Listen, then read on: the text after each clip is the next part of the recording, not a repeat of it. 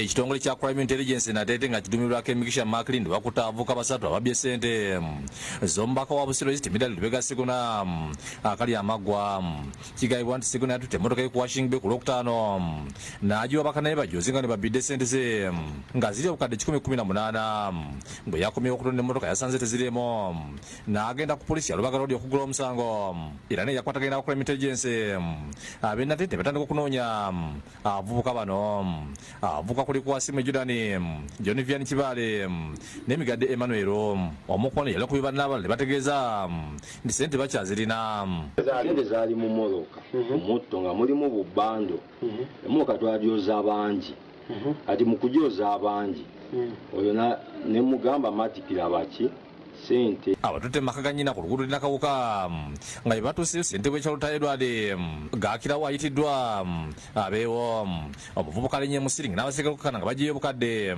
65.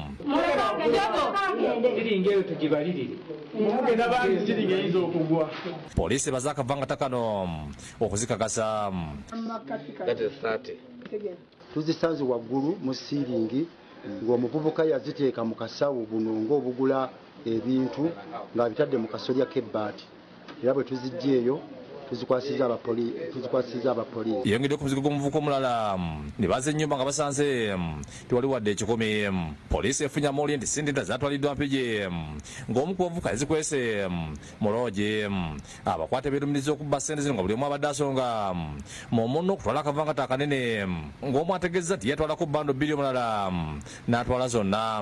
bando 2 nga mubali wamme nga mwalimu ssente meteza wansi naye ssente zaali mu bbaaga ono yagirina oli aginkwasa nangamba genda ozitereke kati samanyi oba yatoolamu oba teyatoola. Omwogezi wa poliisi mu Kapitolian Patrick Onyango akisiza okukwata akavubuka bano ategeeza nti omubaka Ssekune abatuukirira n'abategeeza nga byabadde atte emmotoka y'okujooza bakanabe ne babba ssente ze obukadde 118.